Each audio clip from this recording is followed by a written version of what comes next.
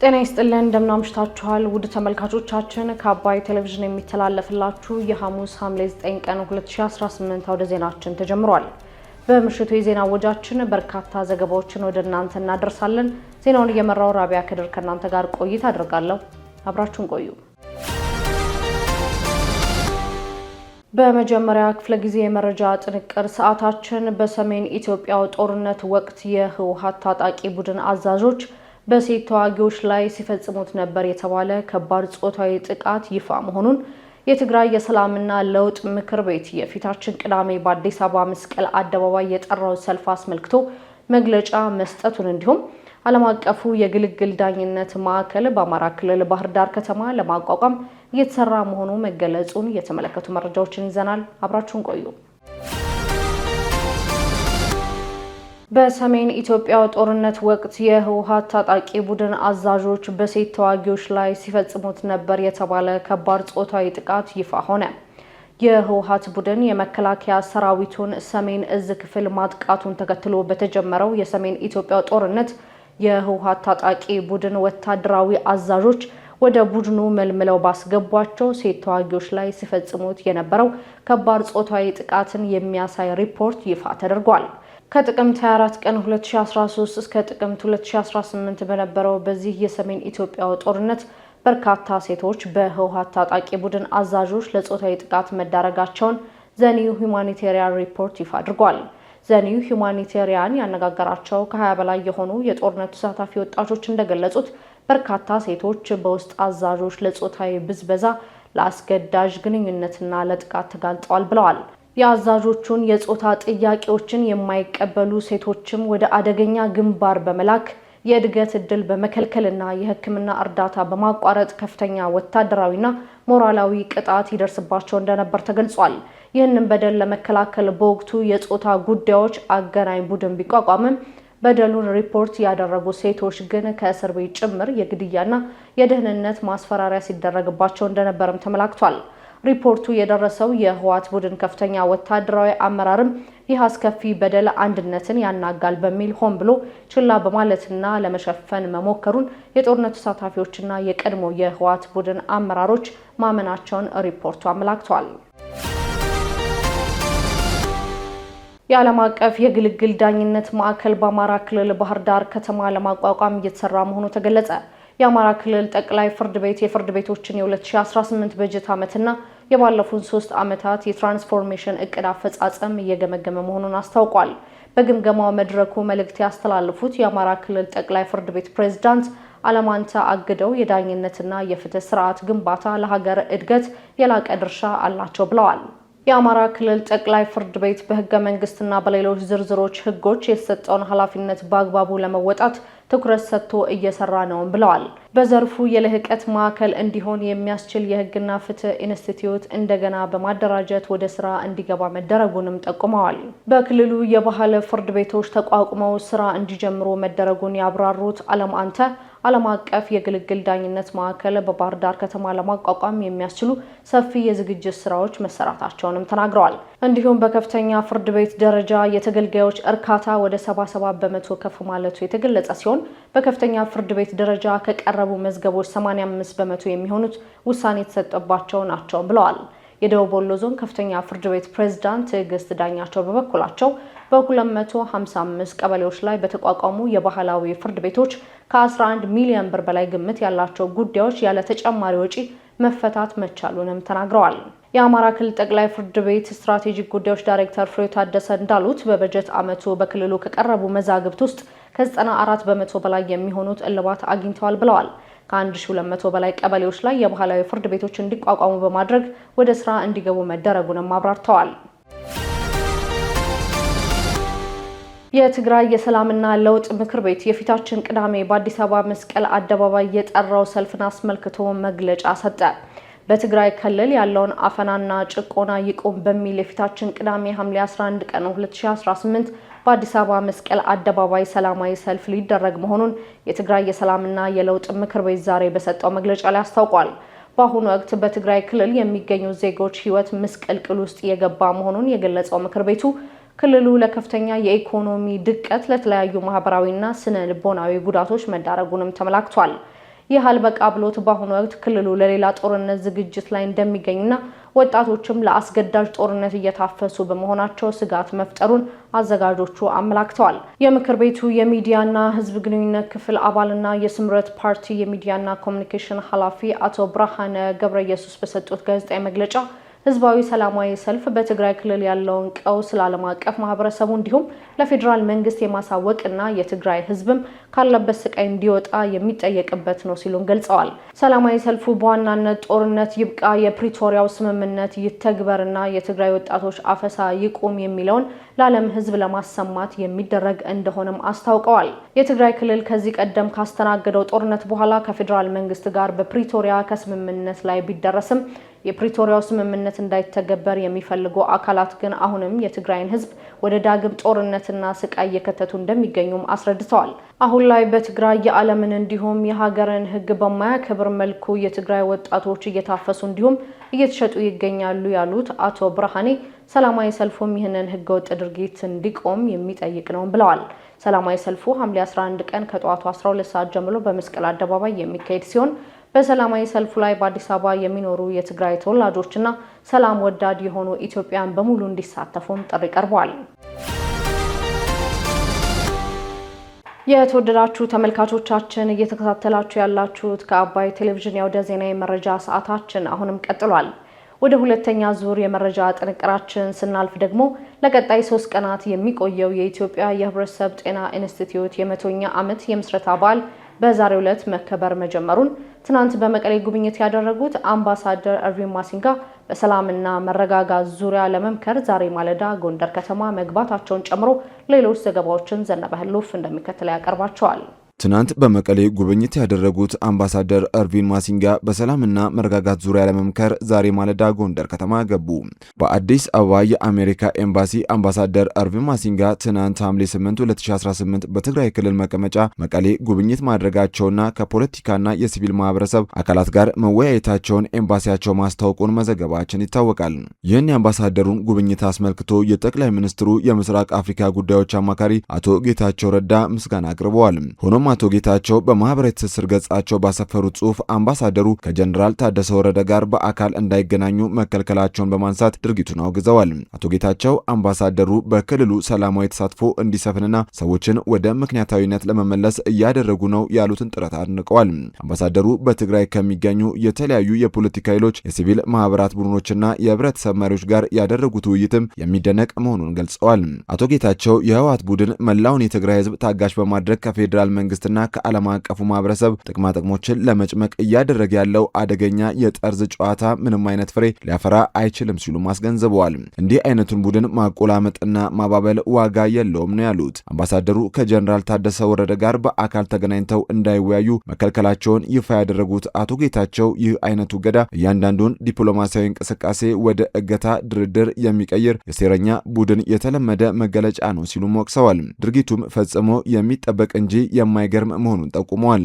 አምባሳደር ማሲንጋ ከትናንት የመቀሌ ጉዟቸው በኋላ በዛሬው ዕለት ወደ አማራ ክልል ተጉዘው ጎንደር ከተማ ገብተዋል። አምባሳደር ማሲንጋ የንግድ ዲፕሎማሲ ለማስፋፋት የሰላምና የመረጋጋትን አስፈላጊነት ለማጉላትና የአሜሪካ የውጭ እርዳታ ሊለካ የሚችል ውጤት እንዲያመጣ ለማረጋገጥ ያለመ ጉዞ ማድረጋቸውን የተገለጸው ማሲንጋ በጎንደር ከተማ ቆይታቸው ከከተማ አስተዳደሩ የስራ ኃላፊዎች ጋር በተለያዩ ጉዳዮች ዙሪያ እንደሚወያዩም ተገልጿል። ለቀጣይ 3 ቀናት የሚቆየው የኢትዮጵያ የህብረተሰብ ጤና ኢንስቲትዩት የ100ኛ ዓመት የምስረታ በዓል በዛሬው ዕለት መከበር ጀመረ። ዛሬ መከበር የጀመረው የኢንስቲትዩቱ የ100ኛ ዓመት የምስረታ በዓል ላይ ተገኝተው መልእክታቸውን ያስተላለፉት የጤና ሚኒስትር ዶክተር መቅደስ ዳባ በየዘመኑ የሚከሰቱ በሽታዎችን በመቋቋም ሀገራዊና ዓለም አቀፋዊ ተቋም መገንባት ችለናል ብለዋል። ዶክተር መቅደስ አያይዘውም በአሁኑ ወቅት የህዝብ ጤና ተግዳሮቶች ከጊዜ ወደ ጊዜ የተወሳሰቡ መምጣታቸውን ገልጸው ለእነዚህ ተግዳሮቶች ማለትም አዳዲስና ተመላላሽ ተላላፊ በሽታዎች፣ የጸረ ተዋሲያን መድኃኒቶችን መቋቋም፣ የአየር ንብረት ለውጥ፣ የስነ ምግብ ችግሮችና ተላላፊ ያልሆኑ በሽታዎች ለመመከት ይቻል ዘንድ ጠንካራ ተቋማትን መገንባት፣ ጠንካራ ሳይንሳዊ ስራን ማከናወንና የተጠናከረ ትብብር ማዕቀፍን ማጠናከር ትኩረት ሊሰጥበት የሚገባ ጉዳይ እንደሆነ በአጽንኦት ተናግረዋል። ይህ 100 ዓመት በስሞች፣ በህንፃዎች፣ በተቋሞች፣ በመዋቅሮች ብቻ የተገነባ ሳይሆን በላቦራቶሪ፣ በምርምር ማዕከላት፣ በአደጋ ምላሽ ስራዎች፣ በመስክ ላይ ህዝባችንን ቀጥታ በማገልገል የተሰሩ ትውልድ ታሪኮች አሻራ ነው። መንግስት የጤናን ዘርፍ ለመጠበቅ እንዲሁም ደግሞ ፍትሃዊነት፣ የኢኮኖሚ እድገት፣ የአገር ብልጽግና መሰረት እንደሆነ በጤና ላይ የህብረተሰባችንን ጤና መጠበቅ ዋና ስራው እንደሆነ ያምናል። በዚህም መሰረት የጤና ዘርፉ ይበልጥ ተደራሽ እንዲሆን፣ ፍትሃዊ እንዲሆን፣ ጥራት እንዲኖረው በተለይ ደግሞ የመጀመሪያ ደረጃ ጤና ክብካቤን አሁንም ትኩረት አድርጎ ይሰራል። ከገጠር እስከ ከተማ የጤና አገልግሎቶችን ማስፋፋት፣ የእናቶች ጤናን ማሻሻል፣ ተላላፊና ተላላፊ ያልሆኑ በሽታዎች ላይ በትኩረት መስራቱን ምሰሶቹ አድርጎ ይሰራል። በተመሳሳይ መልኩ የማህበረሰብ አቀፍ የጤና መድንን ማስፋፋት፣ ህዝባችን በጤና ፋይናንስ ስርዓቱ አንደኛ ተሳትፎ እንዲኖረው ማድረግ፣ ከዚህም በተጨማሪ ደግሞ የሰውን ብቻ ሳይሆን የሀገርን ሀብት በማንቀሳቀስና በጤና ወጪ ምክንያት ዜጎቻችን ለከፋ የኢኮኖሚ ጫና እንዳይጋለጡ ሰፊ ስራ እየተሰራ ይገኛል። የጤና ሚኒስቴር ኢንስቲትዩቱ አገራዊና ዓለም አቀፋዊ ተልዕኮቹን በተሟላ መልክ እንዲወጣ አስፈላጊውን የፖሊሲ፣ የአመራር፣ የአቅም ድጋፍ አጠናክሮ የሚቀጥል ይሆናል። በተመሳሳይ በእውነቱ ንግግር ያደረጉት የኢፌዴሪ ፕሬዝዳንት ታዬ አጽቀሥላሴ ኢንስቲትዩቱ ባለፈው አንድ ክፍለ ዘመን የኢትዮጵያን የህዝብ ጤና ጥበቃና ደህንነት በማረጋገጥ ረገድ የጤና ስርዓታችን የጀርባ አጥንት ሆኖ ማገልገሉን ገልጸዋል። በተለይም የኢትዮጵያ የህብረተሰብ ጤና ኢንስቲትዩት ከተመሰረተበት ጊዜ ጀምሮ ፈታኝ የሆኑ ዓለም አቀፋዊ የጤና ቀውሶችን፣ ወረርሽኞችንና የተላላፊ በሽታዎችን በመከላከል ረገድ ያሳየው አፈጻጸም የሚደነቅ ነው ሲሉም ተናግረዋል። በተለይም እንደ ኮቪድ-19 ኢምፖክስ እና ማርበርግ ባሉ ወረርሽኞች ወቅት ኢንስቲትዩቱ ያሳየው ፈጣን ምላሽና ሳይንሳዊ አመራር ለሀገሪቱ ክብርን ያጎናጸፈ ተግባር መሆኑንም አንስተዋል። ይህ ተቋም ከተመሰረተበት ጊዜ ጀምሮ አያሌ ፈታኝ አገራዊና ዓለም አቀፋዊ የጤና ቀውሶችን፣ ወረርሽኞችንና የተላላፊ በሽታዎችን ስጋት በመከላከል እና በመቆጣጠር ረገድ የሀገራችን ጠንካራ ተቋም ሆኖ ቆይቷል።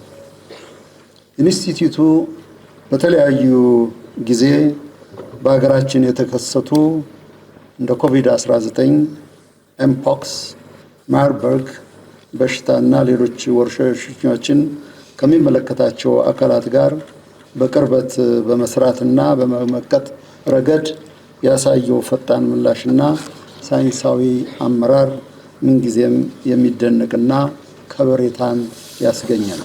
ይህ 100ኛ ዓመት በዓል ያለፈውን የምንዘክርበት፣ የአሁኑን የምናመሰግንበት እና የወደፊቱን የላቀ ስኬት በአእምሯችን የምንተልምበት ታላቅ የታሪክ ምዕራፍ ነው ለማለት ይቻላል። የዓለም ጤና ድርጅት ተወካይ ፕሮፌሰር ፍራንሲስ ቺሲካ በበኩላቸው ኢትዮጵያ የዓለም ጤና ድርጅት መስራች አባል እንደሆነች በማስታወስ ኢንስቲትዩቱ በህዝብ ጤና በምርምር እና በላቦራቶሪ አገልግሎት በአፍሪካ ከቀዳሚ ተቋማት መካከል መሆኑን አድንቀዋል። በተጨማሪም እንደ የአየር ንብረት ለውጥ እና ድንበር ተሻጋሪ የጤና ችግሮች ያሉ ተግዳሮቶችን ለመቋቋም የዓለም ጤና ድርጅት ለኢትዮጵያ የሚሰጠውን ድጋፍ እንደሚቀጥል አረጋግጠዋል። ኢትዮጵያ ዓለም አቀፍ የአየር ንብረት ለውጥ ጉባኤ ኮፕ 32 ሂደትን ለመተግበር ቁርጠኛ መሆኗን ዶክተር ጌዲዮን ጢሞቴዎስ ገለጹ። የኢትዮጵያ የውጭ ጉዳይ ሚኒስትርና የኮፕ 32 ፕሬዝዳንት ዶክተር ጌዲዮን ጢሞቴዎስ የኮፕ 21 ፕሬዝዳንት ከሆኑት ሎረን ፋቢየስ ጋር የኮፕ 32 ጉባኤ ለማካሄድ አስተዋጽኦ ሊኖራቸው በሚችሉ ጉዳዮች ላይ ትናንት ሐምሌ 8 ቀን መክረዋል። በውይይቱም ሎረን ፋቢየስ በዓለም አቀፍ የአየር ንብረት ለውጥ መከላከል ላይ ታላቅ ስኬት የተመዘገበበትን የፓሪስ ስምምነት በማጽደቅ የተጠናቀቀውን ኮፕ 21ን የመሩበት ልምድ አካፍለዋል። ዶክተር ጌዲዮን ጢሞቴዎስ የፓሪሱ ስምምነት ለዓለም አቀፍ የአየር ንብረት ለውጥ እርምጃዎች ዘላቂ ጠቀሜታ እንዳለው ገልጸው የአየር ንብረት ለውጥ የሚያስከትላቸውን ተጽዕኖች ለመቋቋም ተጨባጭ ተግባር ማከናወን ይገባል ብለዋል። ኢትዮጵያ በባለብዙ ወገን ዲፕሎማሲ ላይ እምነትን የሚያጠናክርና በአባል ሀገራት የሚመራ የኮፕ 32 ሂደትን ለመተግበር ያላትን ቁርጠኝነት የውጭ ጉዳይ ሚኒስትሩ ገልጸዋል። ኢትዮጵያ በ2020 ዓመተ ምህረት ላይ የሚካሄደው ዓለም አቀፉን የአየር ንብረት ለውጥ ስብሰባ ኮፕ 32 አዘጋጅ መሆኗ የሚታወቅ ሲሆን ኢትዮጵያ የምታሰናዳውን ይህን ታላቅ ጉባኤ የተለያዩ ሀገራት ድጋፍ እንደሚያደርጉ ሲገልጹ እንደነበር አይዘነጋም። ለአብነትም የብሪክስ አባል ሀገራት በህንድ ኒው ዴልሂ ግንቦት 6 ቀን 2018 ጉባኤያቸውን ባካሄዱበት ወቅት የኢትዮጵያን የኮፕ 32 አዘጋጅነት እንደሚደግፉ መግለጻቸው ይታወሳል። በዝርዝር ወደ ያዝነው መረጃ ስናልፍ አንዳንድ የእስራኤል ባለስልጣናት አሜሪካን በኢራኑ ስምምነት ላይ ለማወናበድ ጥረት አድርገው ነበር ሲሉ የአሜሪካው ምክትል ፕሬዝዳንት ጄዲ ቫንስ ተናገሩ። ምክትል ፕሬዝዳንቱ ከአንዳንድ የእስራኤል መንግስት አባላት ጋር ጥሩ ግንኙነት እንዳላቸው ገልጸው ነገር ግን ጦርነቱ ላልተወሰነ ጊዜ እንዲቀጥል ለማድረግ የአሜሪካን የህዝብ አስተያየት ለመለወጥ እየሞከሩ ያሉ አንዳንድ ሰዎች መኖራቸውን ያለምንም ጥርጥር እናውቃለን ብለዋል። ዘሩፋኤል ሀብታሙ ዝርዝሩን ይዟል። የአሜሪካው ምክትል ፕሬዝዳንት ጄዲ ቫንስ በትላንትናው ረቡዕ ዕለት በተለቀቀውና ጆ ሮጋን በተባለው ፖድካስት ላይ በነበራቸው ቆይታ አንዳንድ የእስራኤል መንግስት አባላት አሜሪካ ከኢራን ጋር ያደረገችውን ጦርነትን የማቆም ስምምነት ለመቃወም የአሜሪካን የህዝብ አስተያየት ለመቀየርና ተጽዕኖ ለማሳደር ጥረት አድርገው እንደነበርም ተናግረዋል። ይህ አስተያየት በሁለቱ ሀገሮች መካከል እየሰፋ የመጣውን የህዝብ መለየት በሚያሳይ መልኩ በእስራኤል መንግስት ፖሊሲ ላይ ቀደም ሲል የሰነዘሩትን ትችት የሚያስተጋባም ነው። ቫንስ ባለፈው ወር ከኢራን ጋር ጦርነትን ለማቆም የተደረሰውን ስምምነት የተከላከሉ ሲሆን በአሜሪካና በእስራኤል ውስጥ ያሉ ተቺዎች ስምምነቱ የኢራንን የሚሳኤል ፕሮግራም መክታት ባለመቻሉና የኒውክሌር ተቋሞቿን ለማፍረስ ግልጽ የሆነ መንገድ ባለማስቀመጡ፣ በሌላ በኩል ደግሞ እስራኤል በሊባኖስ ከሚገኙት የሂዝቦላ ታጣቂዎች ጋር የምታደርገውን ጦርነት የሚገድብ ነው በማለትም አውግዘውታል። ምክትል ፕሬዝዳንቱ ከአንዳንድ የእስራኤል መንግስት አባላት ጋር ጥሩ ግንኙነት እንዳላቸው ገልጾ ነገር ግን በእነሱ ስርዓት ውስጥ ጦርነቱ ላልተወሰነ ጊዜ እንዲቀጥል ለማድረግ የአሜሪካን የህዝብ አስተያየት እያዛቡና ለመለወጥ እየሞከሩ ያሉ አንዳንድ ሰዎች መኖራቸውን ያለምንም ጥርጥር እናውቃለን ብለዋል። ቫንስ ብዙ ሀገሮች ወዳጆችም የሆኑ ተቀናቃኞች በአሜሪካ ፖሊሲ ላይ ተጽዕኖ ለማሳደር እንደሚሞክሩ ገልጸው እስራኤል ይህንን ለማድረግ መሞከሯ አይረብሸኝም፣ በሐቀኝነት ለመናገር ሩሲያ ወይም አንዳንድ ሌሎች ሀገሮች ይህ ማድረጋቸው እንኳን አይረብሸኝም ብለዋል። ምክትል ፕሬዝዳንቱ በመቀጠል የሚያስጨንቀኝ ነገር እነዚያ ክንውኖች እነዚያ የተጽዕኖ ዘመቻዎች የአሜሪካን የፖለቲካ ውሳኔ በትክክል ሲነኩት ነው ሲሉም ገልጸዋል። ቫንስ በሰኔ ወር በኢራን ስምምነት ላይ የእስራኤል ተቺዎችን ክፉኛ የነቀፉ ሲሆን አገሪቱ የምታገኘውን በቢሊዮን የሚቆጠር የአሜሪካ መከላከያ እርዳታ በመጥቀስ ፕሬዝዳንት ዶናልድ ትራምፕ የእስራኤል ብቸኛ ወዳጅ ናቸው በማለትም ከባድ ወቀሳም ሰንዝረዋል። ከፍተኛ የእስራኤል ባለስልጣናት ስማቸው እንዳይገለጽ በመፈለግ እንደተናገሩት የስምምነቱ ውሎች ስለ ኢራን የኒውክሌርና የባለስቲክ ሚሳኤል ፕሮግራም ያላቸውን ስጋት መፍታት ባለመቻላቸው ለእስራኤል መጥፎ ናቸው። ይህ አመለካከት በመላው የእስራኤል አመራር ዘንድ የሚጋራ ነው ብለዋል። ይህ በእንዲህ እንዳለ አሜሪካ የኢራን የኃይል መሰረተ ልማቶች ላይ ጥቃት የምትሰነዝር ከሆነ የየመኑ የሁቲ ታጣቂ ቡድን የቀይ ባህር የነዳጅ ማጓጓዣ መስመርን ለመዝጋት ዝግጁ እንዲሆን ኢራን መጠየቋን ምንጮች ለሮይተርስ ተናግረዋል። ይህ እርምጃ በዓለም አቀፍ የኃይል አቅርቦት ላይ አዲስና ከፍተኛ ስጋት የሚደቅን ነው። ይህ ሀሳብ በኢራን ከፍተኛ አመራሮች ዘንድ ውይይት የተደረገበት ሲሆን መልእክቱም ለኢራን አጋር ለሆኑት ሁቲዎች መድረሱን ሁለት ከፍተኛ የኢራን ምንጮችና ጉዳዩን በቅርብ ከሚያውቁ አንድ ቀጠናዊ ምንጭ የተገኘው መረጃም ያመላክታል። ምንጮቹ እንደተናገሩት ከዚህ ቀደም ባልተሰሙ በዚህ የቴህራን ጥያቄ ዙሪያ ሁቲዎች በቅርቡ መረጃም ደርሷቸዋል። ለሁቲዎች ቅርብ የሆነ አንድ ምንጭ እንደገለጸው ቡድኑ ከወዳዲህና ከኤደን ባረሰላጤ በላይ ለሚታዩ አካባቢዎች እንዲሁም በቀይ ባህር መግቢያ በሆነው በባብኤል ማንደብ የባህር ወሽመጥ አቅራቢያ ሚሳኤሎችና ድሮኖችን በማሰማራት በመርከቦች ላይ ጥቃት ለመሰንዘር ዝግጁትን አጠናቆ ትዕዛዝ እየጠበቀ መሆኑንም ተናግረዋል። ስትከታተሉት የነበረው የዕለተ ሐሙስ ሐምሌ 9 ቀን 2018 ከአባይ ቴሌቪዥን ሲተላለፍ የነበረው የመረጃ ጥንቅር ሰዓታችን ይህንን ይመስል ነበር። አብራችሁን ስለነበራችሁ ደግሞ ከልብ እያመሰገንን በያላችሁበት መልካም ምሽት። ሰላም ጤና ይስጥልኝ። እንደምን አምሽታችኋል ውድ ተመልካቾቻችን። ከአባይ ቴሌቪዥን የሐምሌ 9 2018 የቢዝነስና የምጣኔ ሀብት ዘገባዎች ወደ እናንተ የሚቀርቡበት ሰዓት ላይ ደርሰናል። ባማኮን ሪል ስቴት በአዲስ አበባ ቦሌ ላይ ያስገነባቸውን የመኖሪያ አፓርትመንቶች ለባለቤቶቹ ማስረከቡን በታላቁ የኢትዮጵያ ህዳሴ ግድብ ላይ በተፈጠረው ከሰው ሰራሹ ንጋት ሐይቅ ከ10,000 ቶን በላይ የአሳ ምርት መገኘቱ መገለጹን፣ በአማራ ክልል ከጥራጥሬና ቅባት እህሎች ወጭ ንግድ ከ726 ሚሊዮን ዶላር በላይ ገቢ መገኘቱ መገለጹን የተመለከቱ መረጃዎችን ይዘናል።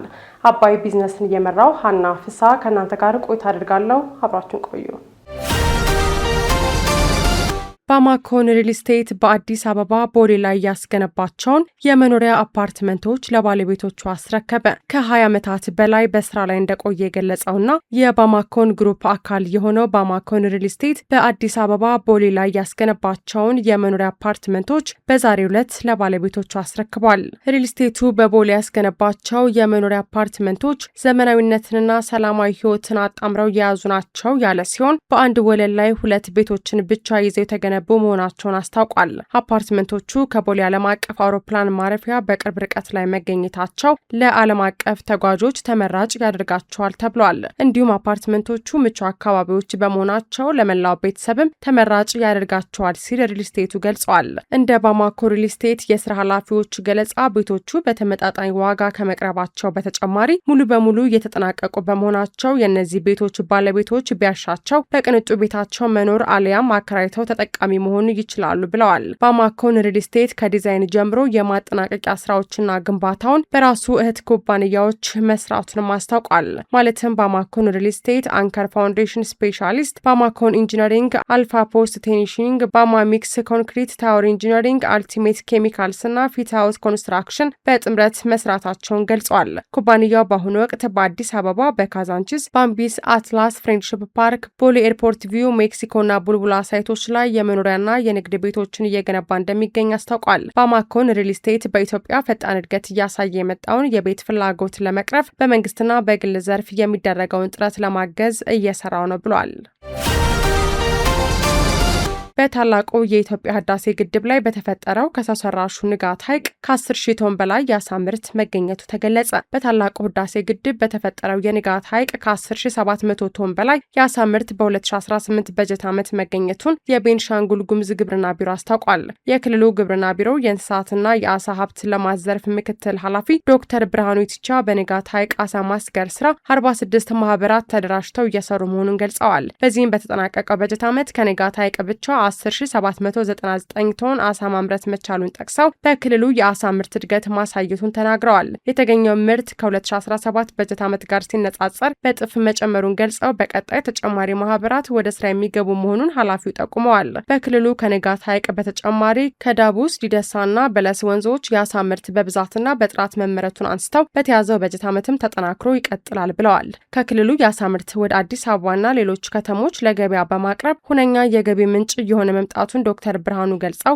የንጋት ሐይቅ በተለይም በአሳ ምርት ለበርካታ ወጣቶች የስራ ዕድል እየፈጠረ መሆኑን ተናግረዋል። በታላቁ የኢትዮጵያ ህዳሴ ግድብ ላይ የተፈጠረው ግዙፍ ሰው ሰራሽ ንጋት ሐይቅ የኤሌክትሪክ ኃይል ከማመንጨትና የቱሪስት መስህብ ከመፍጠር ባለፈ በአሳ ምርት የስራ ዕድል መፍጠር ችሏል። የንጋት ሐይቅ ለቤንሻንጉል ጉሙዝ ክልልና አካባቢው ነዋሪዎችም ተጨማሪ የኢኮኖሚ መሰረቶችን ይዞ የመጣ አቅም ሆኗል ተብሏል። የንጋት ሐይቅ የአሳ ሀብት ልማት፣ የቱሪዝምና የውስጥ ለውስጥ የውሃ ትራንስፖርት እንቅስቃሴ እንዲሁም በአካባቢው አዲስ የስነ ምህዳርና የአየር ንብረት ሚዛን ለማስጠበቅ የሚያስችል መሆኑም ተመላክቷል።